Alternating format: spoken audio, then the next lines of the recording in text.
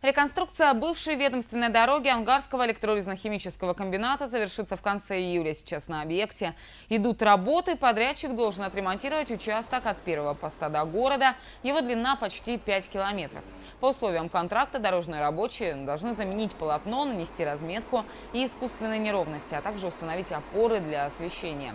Чтобы успеть завершить работы в срок, процесс не останавливают даже ночью.